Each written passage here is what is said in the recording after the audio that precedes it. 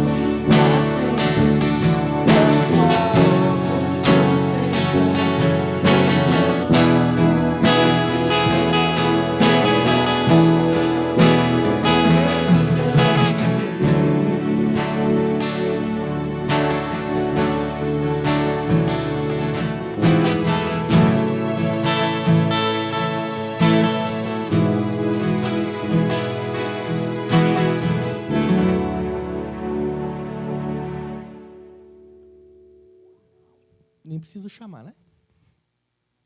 Criançada, descobri que a aulinha de vocês é sobre ser sal e luz.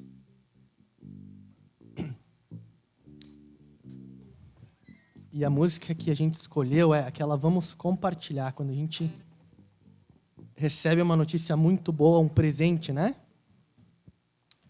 Os papais nos ensinam que a gente tem que dividir isso com quem está ao nosso redor, né?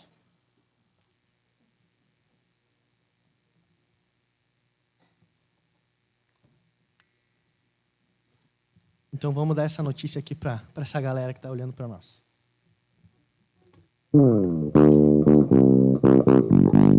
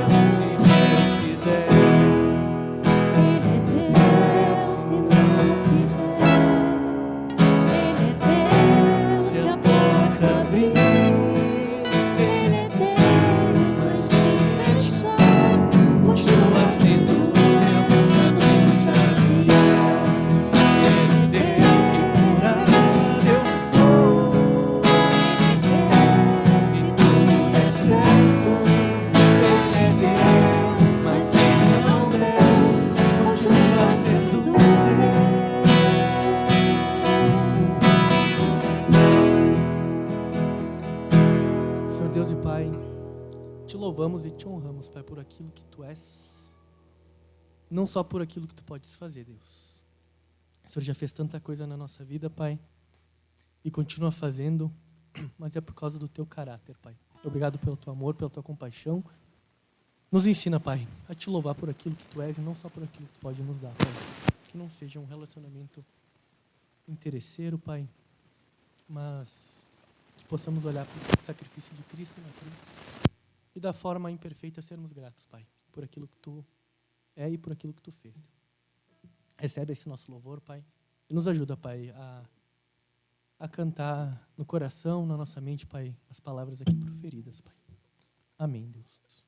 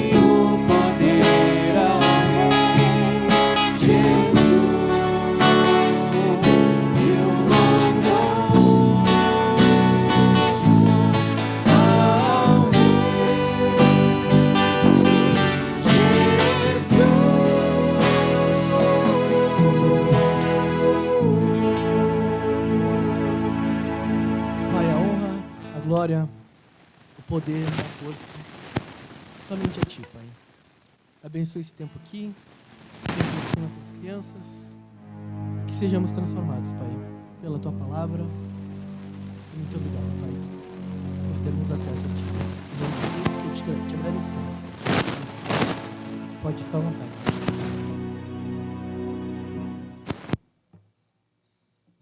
Bom dia. Bom dia, estão me ouvindo? Ok.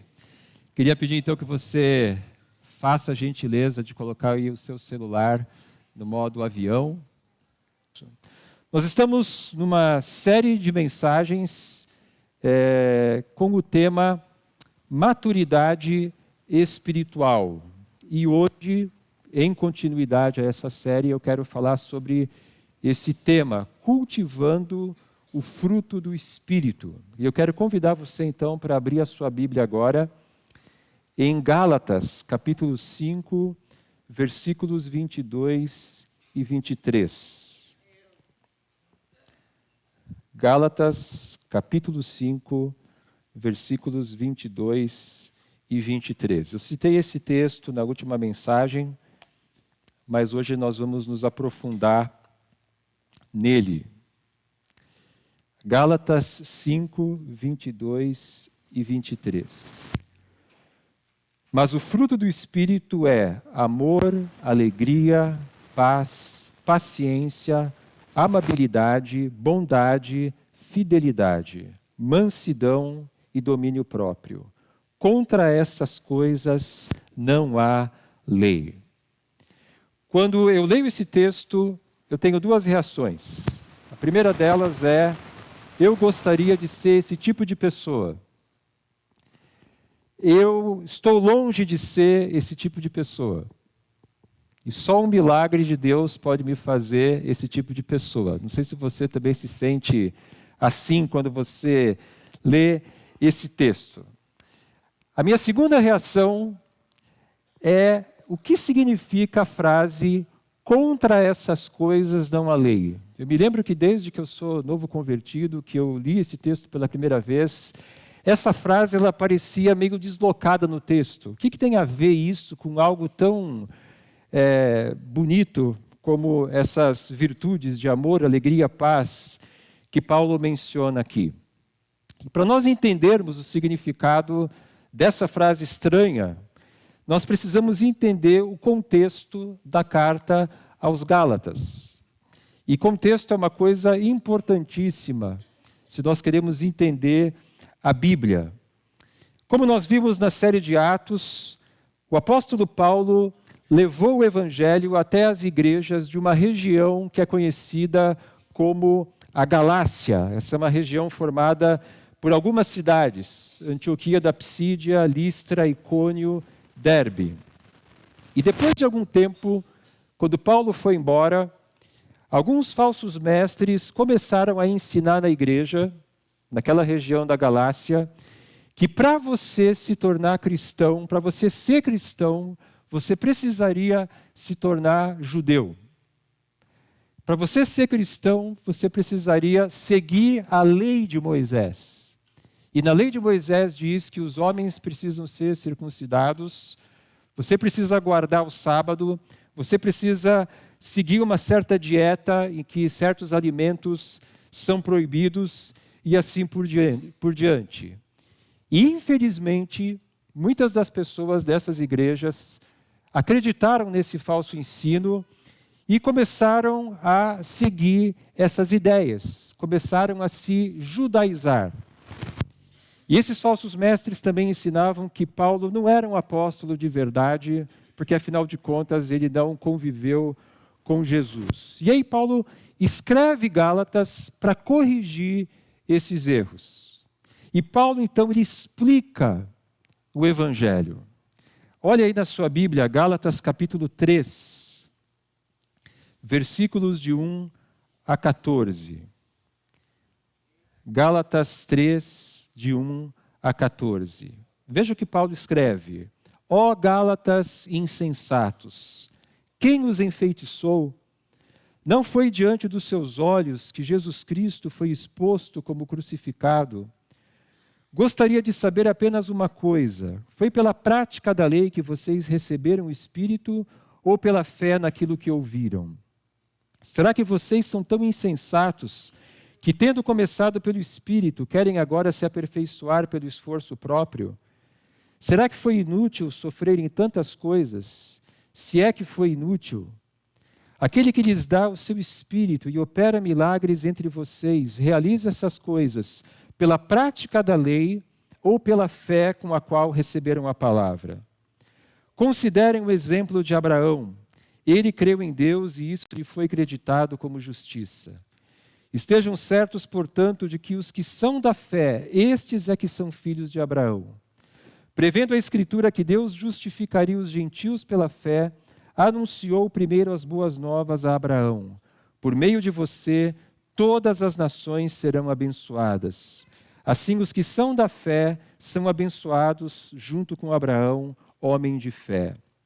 Já os que se apoiam na prática da lei estão debaixo de maldição, pois está escrito: maldito todo aquele que não persiste em praticar todas as coisas escritas no livro da lei. E aqui Paulo está citando Deuteronômio. É evidente que diante de Deus ninguém é justificado pela lei, pois o justo viverá pela fé. Citação de Abacuque. A lei não é baseada na fé, ao contrário, quem praticar essas coisas, por ela viverá. Cristo nos redimiu da maldição da lei, quando se tornou maldição em nosso lugar, pois está escrito: maldito todo aquele que for pendurado no madeiro. Isto para que em Cristo Jesus a bênção de Abraão chegasse também aos gentios, para que recebêssemos a promessa do Espírito mediante a fé. O que Paulo está explicando aqui é o Evangelho. E ele diz que a morte e a ressurreição de Jesus inauguraram uma nova era nos propósitos de Deus. Nós não estamos mais na antiga aliança, caracterizada pela obediência à lei de Moisés. Nós estamos agora na nova aliança. E uma das bênçãos da nova aliança é a habitação do Espírito Santo. Deus havia prometido que Ele derramaria do seu Espírito sobre todo o seu povo. E essa promessa Ele cumpriu lá no dia de Pentecostes, Atos capítulo 2. E é por isso que Paulo pergunta: vocês receberam o Espírito Santo pela obediência à lei? Resposta: não. Vocês receberam o Espírito por causa da fé, pela fé. E pela fé em quê? Paulo responde: pela fé no sacrifício de Cristo. Capítulo 3, versículo 1. Não foi diante dos seus olhos que Jesus Cristo foi exposto como crucificado. E Paulo nos lembra aqui do que é o Evangelho. Cristo morreu na cruz pelos nossos pecados. Cristo foi o nosso substituto. Nós que mereceríamos ser punidos pelos nossos pecados. Mas Cristo, Ele foi punido no nosso lugar. Cristo, Ele pagou a nossa dívida para com Deus. Eu e você temos uma dívida de pecados, uma dívida impagável. Cristo pagou a nossa dívida na cruz. E o que nós precisamos fazer para ser salvos? A resposta de Paulo: nós precisamos crer que o sacrifício de Cristo é suficiente. Nós não precisamos fazer nada para conquistar nossa salvação. Não precisamos nos tornar judeus, não precisamos de circuncisão, guardar o sábado. Falando em termos cristãos, nós não precisamos ser batizados para ser salvos. Nós não precisamos frequentar a igreja para ser salvos, porque nós não somos salvos por religião, porque somos religiosos, porque fazemos certas coisas. A salvação é pela fé. Veja bem, o batismo é importante, frequentar uma igreja é importante, mas não é para sermos salvos. Essas coisas são importantes como continuação da nossa salvação. Então, o que Paulo diz aqui é que a salvação é pela graça, ela é de graça. e nós nos apropriamos dessa salvação pela fé, crendo que aquilo que Cristo fez por nós na cruz é suficiente, que Ele fez, Ele conquistou para nós a salvação na cruz. E a grande questão que Paulo procura responder em Gálatas é: quem então é salvo? Quem pertence ao povo de Deus? Ou falando em termos judaicos, quem pertence à família de Abraão? E aí Paulo nos dá a resposta em Gálatas 3, 26 a 29, num dos textos mais significativos da Bíblia, Gálatas 3, 26 a 29. Todos vocês são filhos de Deus mediante a fé em Cristo Jesus. Pois os que em Cristo Jesus, os que em Cristo foram batizados, de Cristo se revestiram. Não há judeu nem grego, escravo nem livre, homem nem mulher, pois todos são um em Cristo Jesus. E se vocês são de Cristo, são descendência de Abraão e herdeiros segundo a promessa. Quem faz parte da família de Abraão? Quem faz parte do povo de Deus? Todo aquele que crê que Cristo morreu pelos seus pecados e que isso é suficiente. Então, voltando lá para Gálatas capítulo 5, versículo 23, quando Paulo diz: contra estas coisas não há lei, o que ele está dizendo aqui é que a maior prova de que vocês de fato pertencem à família de Deus e que vocês receberam o Espírito Santo é que o Espírito está produzindo em vocês essas virtudes: amor, alegria, paz e etc. Não é porque vocês estão obedecendo a lei, mas porque vocês creram no Evangelho, receberam o Espírito e agora o Espírito está produzindo essas coisas. E o que é o fruto do Espírito? Gálatas 5, 22, 23. O que é o fruto do Espírito? O fruto do Espírito é o amor. Mas Paulo não fala só de amor aqui, ele fala de alegria, paz, paciência, etc. Ele fala de mais 8 virtudes aqui. Todas essas outras virtudes que Paulo cita são as diferentes maneiras de como o amor se manifesta. Então nós podemos dizer que o fruto do Espírito é o amor e que as demais coisas são manifestações do amor. Então você pode pensar no amor como uma pizza. E as várias fatias da pizza são essas outras virtudes. Você pode pensar no amor como uma laranja. E essas outras virtudes são como gomos dessa laranja. Essa palavra virtude, ela é uma palavra importante. O hino do Rio Grande do Sul diz: povo que não tem virtude acaba por ser escravo. Virtude são qualidades morais que nós desenvolvemos por esforço. Então, em filosofia, se usa o termo virtude e o contrário da virtude é vício. Então, virtude é tudo aquilo que é bom, mas justamente por ser bom, você precisa se esforçar para desenvolver. E vício em filosofia não é vício no sentido de compulsão, não é vício no sentido de dependência química, mas vício no sentido de comportamentos destrutivos. E a diferença entre vício e virtude é que o vício você não precisa se esforçar.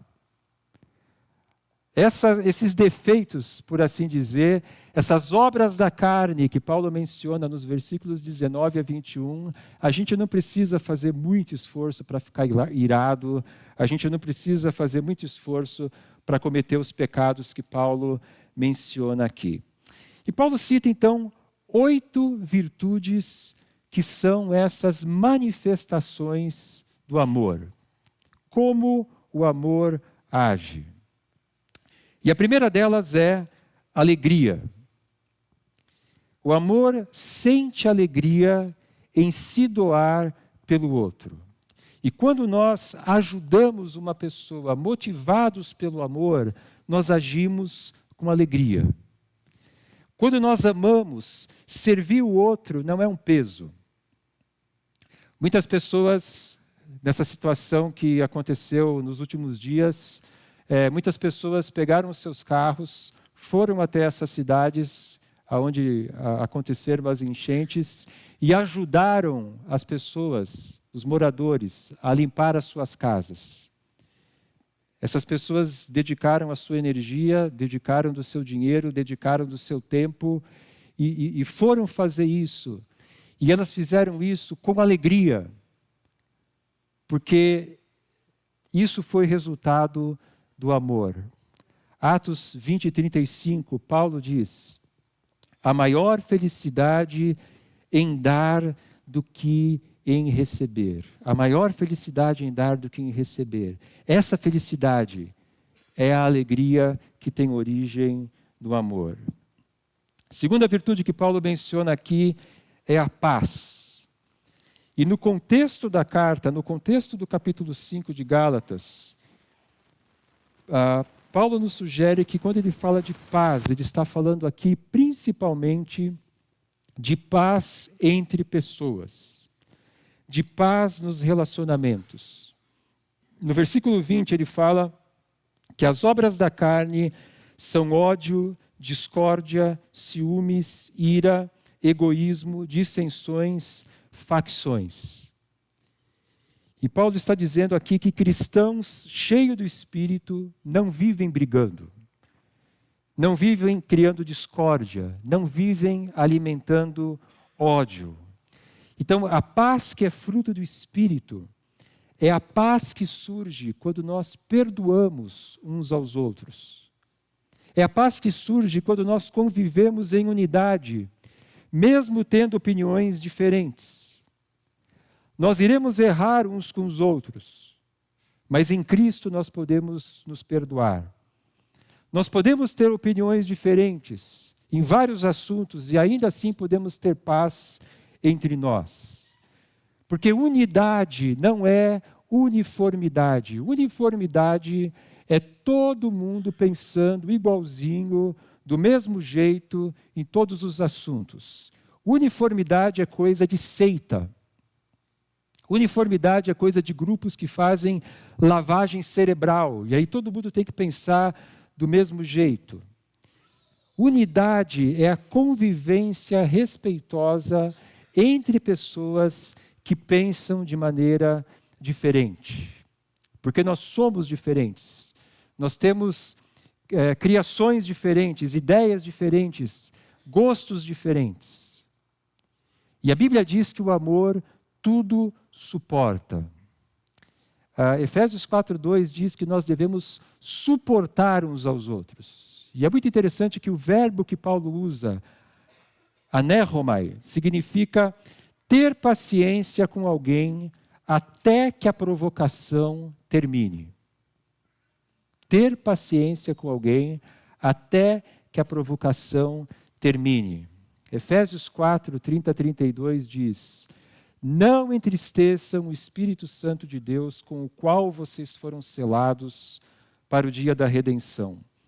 Livrem-se de toda amargura, indignação e ira, gritaria e calúnia, bem como de toda maldade. Sejam bondosos e compassivos uns para com os outros, perdoando-se mutuamente, assim como Deus perdoou vocês em Cristo. A terceira virtude que Paulo menciona aqui é paciência. E essas virtudes, elas se entrelaçam. Não é que uma é exatamente diferente da outra, mas elas se entrelaçam como elos de uma corrente. E a palavra que Paulo usa para paciência, ela não é uma palavra usada para situações, como, por exemplo, eu ter paciência por ficar um tempão numa fila. Mas é uma palavra que se refere a ter paciência com pessoas. Paciência com pessoas que nos irritam, por exemplo. 1 Coríntios 13:4 diz que o amor é paciente. A quarta virtude é amabilidade. E amabilidade significa gentileza no trato com o outro. Infelizmente, hoje em dia virou moda ser grosso e dizer as coisas para as pessoas do jeito que nos dá na telha. E tem muitas pessoas que acham isso bonito, que acham que uma pessoa grossa, que uma pessoa que diz o que pensa de qualquer maneira, isso é sinceridade, isso é coragem. Para mim isso tem outro nome, é falta de educação. Provérbios 29, 20 diz: você já viu alguém que se precipita no falar? Há mais esperança para o insensato do que para ele. Provérbios 12, 18. Há palavras que ferem como espada, mas a língua dos sábios traz a cura.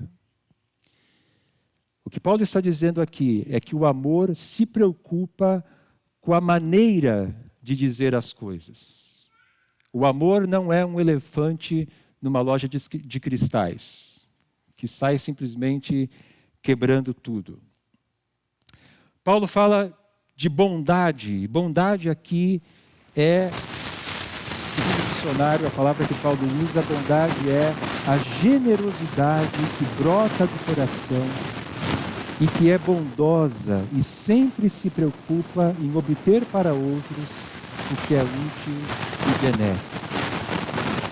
Então, a pessoa bondosa é aquela que não só deseja o bem para o outro, mas faz o bem para o outro. Gálatas capítulo 6, versículos 9 e 10. E não nos cansemos de fazer o bem, pois no tempo próprio colheremos, se não desanimarmos. Portanto, enquanto temos oportunidade, façamos o bem a todos, especialmente aos da família da fé. Paulo fala de fidelidade.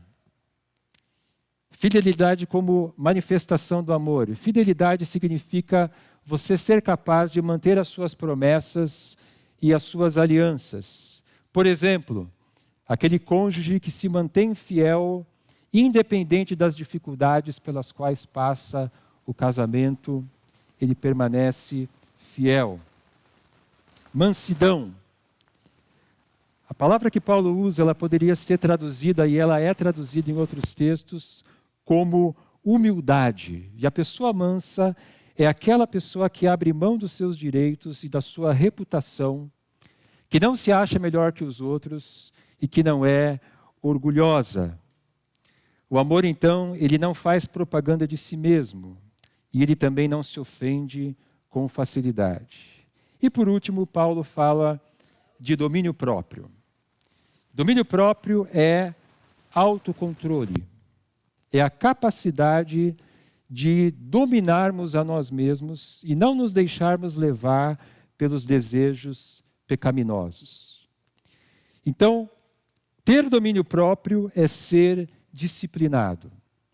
E é muito significativo que Paulo termine essa lista de virtudes falando de autocontrole.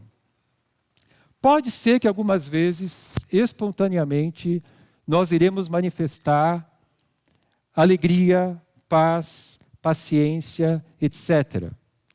Mas se nós formos realmente sinceros, na grande maioria das vezes, nós precisaremos nos esforçar para manifestar esses aspectos do fruto do Espírito nos nossos relacionamentos. Em outras palavras, o fruto do Espírito, na maioria das vezes, ele não dá espontaneamente. Ele precisa ser cultivado com esforço. E aqui nós temos dois conceitos importantes. Se você entender isso, você vai poupar muita dor de cabeça. Primeiro, nós não contribuímos para a nossa salvação. Aliás, a única coisa com a qual a gente contribui para a nossa salvação é com o nosso próprio pecado. A gente entra com o nosso pecado, infelizmente. Na nossa salvação, Cristo fez tudo. Ele pagou todo o preço na cruz, como nós já vimos. Nós não contribuímos para a nossa salvação, mas nós contribuímos para a nossa santificação. A Bíblia diz que nós precisamos nos esforçar para crescermos espiritualmente, para nos tornarmos pessoas maduras. A nossa série é sobre maturidade espiritual. Para sermos pessoas maduras, eu e você precisamos nos esforçar. Filipenses 2, 12 e 13 vai aparecer projetado aqui. Veja o que Paulo diz. Assim, meus amados, como vocês sempre obedeceram, não apenas em minha presença, porém muito mais agora na minha ausência, ponham em ação a salvação de vocês com temor e tremor, pois é Deus quem efetua em vocês tanto querer quanto realizar de acordo com a boa vontade dele. Veja o que Paulo diz aqui. Ele fala de obediência. Assim, meus amados, como vocês sempre obedeceram, e obediência é uma ação. Para a gente obedecer, a gente precisa agir, a gente precisa ser ativo. E ele diz, ponham em ação a salvação de vocês. Então, o fruto do Espírito, como todo fruto, ele precisa ser cultivado. Um caipira comprou um sítio no meio do matagal. E aí, sozinho, ele começou a trabalhar. E ele capinou, ele arou, ele construiu um galinheiro, um pomar, ele fez uma horta, ele fez uma casinha, e o velho sítio agora estava de dar inveja aos seus vizinhos. Um dia, o padre resolveu aparecer por lá para pedir um donativo para a igreja. E ele disse para o caipira, que belo trabalho vocês fizeram aqui. Vocês? Disse o caipira espantado. Sim, você e Deus. Ah, mas o senhor precisava ver como é que isso aqui estava na época que Deus cuidava sozinho.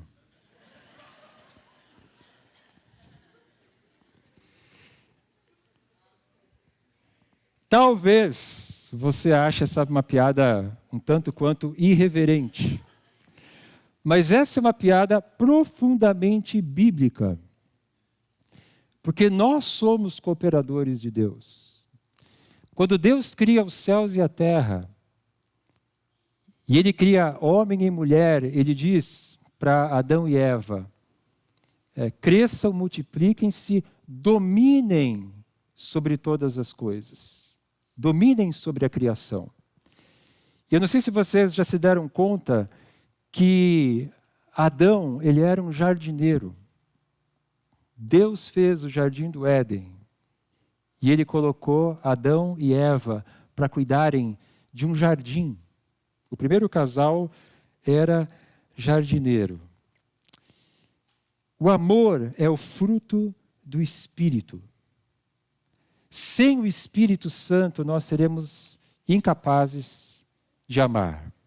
O fruto do Espírito, ele é sobrenatural, ele não é algo que nós produzimos por nós mesmos. Então, nesse sentido, o amor, como Gálatas 5, 22 e 23 descreve, ele é um milagre nas nossas vidas. Mas a vontade de Deus é que eu e você sejamos cooperadores dele no nosso crescimento espiritual. E Deus não vai fazer a nossa parte. Existem coisas que Deus deu para nós como responsabilidades e nós precisamos nos esforçar para o nosso crescimento espiritual. Então imagine a sua vida espiritual como um pomar ou como um jardim. O que nós precisamos fazer para que o pomar dê frutos e para que a gente tenha um jardim bonito? Então eu não sou agrônomo, não sou jardineiro, eu vou falar aqui como leigo, mas nós precisamos primeiro arrancar as coisas que tiram a qualidade do solo, o que enfeiam o jardim. Nós temos que tirar as ervas daninhas, nós temos que atacar as pragas, nós temos que tirar maus hábitos da nossa vida, nós temos que eliminar certos pecados, ou o pecado das nossas vidas.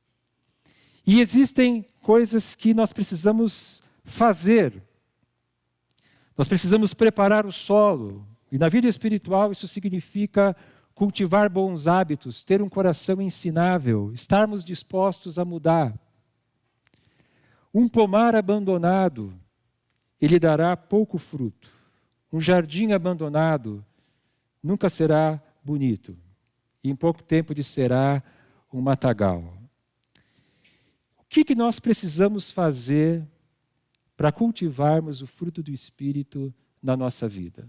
E tem muita coisa que poderia ser dito aqui, nós já temos falado nas outras mensagens e vamos falar nas próximas, mas eu queria mencionar 4 coisas. O que nós precisamos fazer para cultivar o fruto do Espírito na nossa vida? Primeiro, nós precisamos dar prioridade ao nosso relacionamento com Deus. Busquem, pois, em primeiro lugar o reino de Deus e a sua justiça, e todas essas coisas lhe serão acrescentadas. Mateus 6:33. Para cultivarmos o fruto do Espírito, o reino de Deus precisa ser uma prioridade na nossa vida. Deus, ele tem que ter a prioridade na nossa agenda. E para isso nós precisamos encontrar tempo para nossa comunhão diária com Deus. E isso tem que ser diário. Eu e você precisamos ter um tempo devocional significativo, todos os dias. Sem pressa, sem correria. Um tempo que nos permita ler, meditar na palavra de Deus, orar.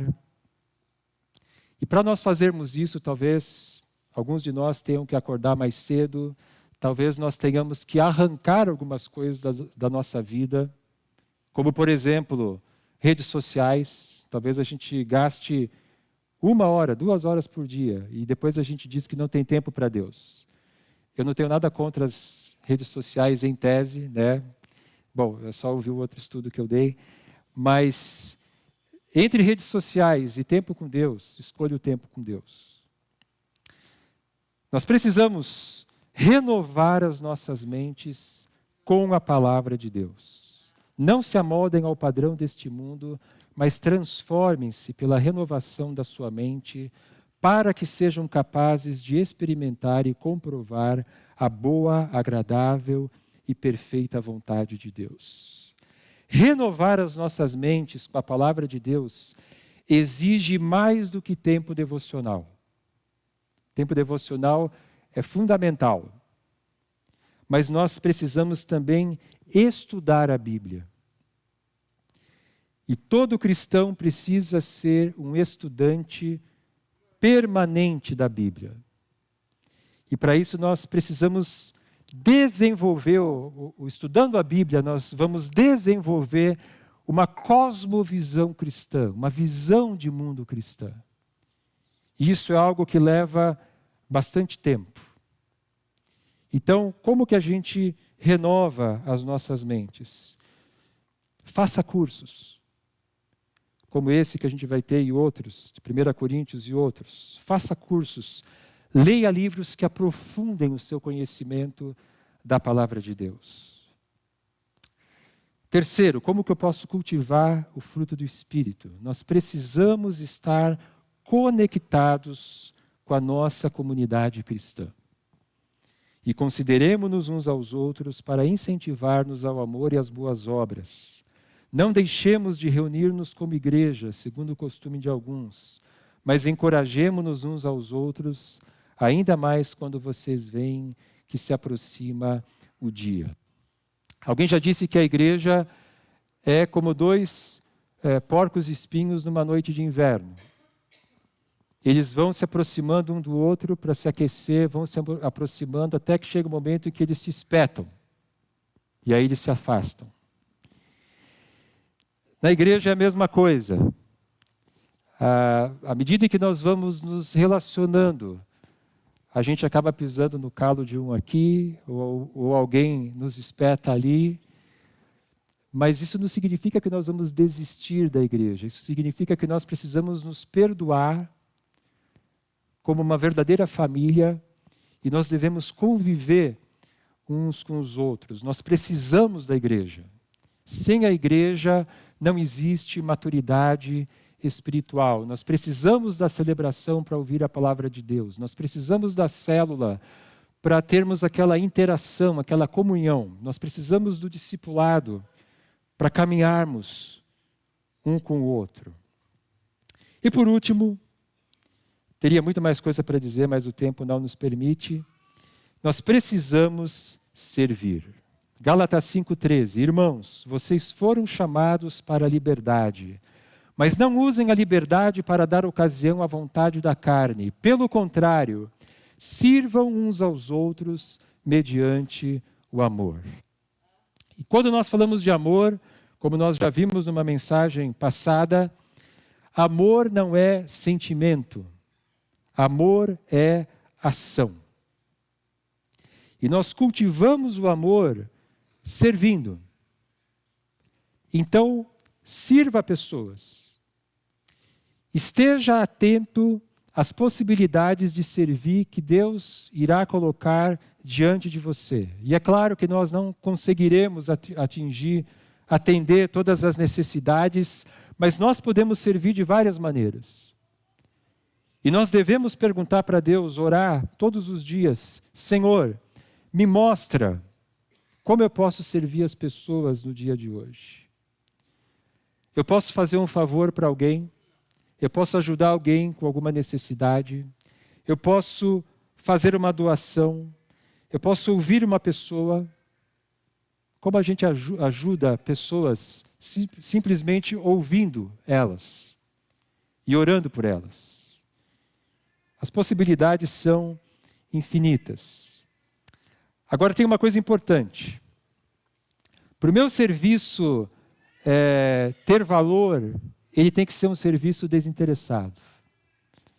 Não é amor servir outra pessoa porque depois ela vai me dar algo em troca. Não é amor servir outra pessoa para que os outros vejam e me elogiem. Nossa, como Olavo é espiritual. O verdadeiro amor, ele é desinteresseiro, porque se eu faço essas coisas para receber algo em troca, eu não estou agindo por amor. Eu estou agindo por interesse. E o verdadeiro amor, ele é desinteressado, ele é discreto, ele não faz propaganda de si mesmo. E ele se doa. Conclusão. E eu quero fazer 2 perguntas para você, para a gente amarrar as pontas e concluir essa mensagem. Primeira pergunta. Você crê que Cristo morreu pelos seus pecados para te dar a salvação? Você crê que você não precisa fazer nada para ser salvo, para conquistar a sua salvação? Você não precisa ser religioso, você não precisa ser batizado, você não precisa fazer boas obras, você precisa confiar, crer de todo o coração que Cristo pagou a sua dívida na cruz. Esse é o Evangelho. Você crê nisso? E a segunda pergunta: você tem sido o jardineiro da sua vida espiritual? Você tem sido o cooperador de Deus no seu crescimento? Então, 4 coisas que eu mencionei aqui rapidamente. Priorize o seu relacionamento com Deus. Renove a sua mente com a palavra de Deus. Esteja conectado à sua igreja, aliança. Sirva pessoas. Feche os seus olhos, curva a sua cabeça. Vamos orar. Obrigado, Senhor, pela tua palavra. Obrigado porque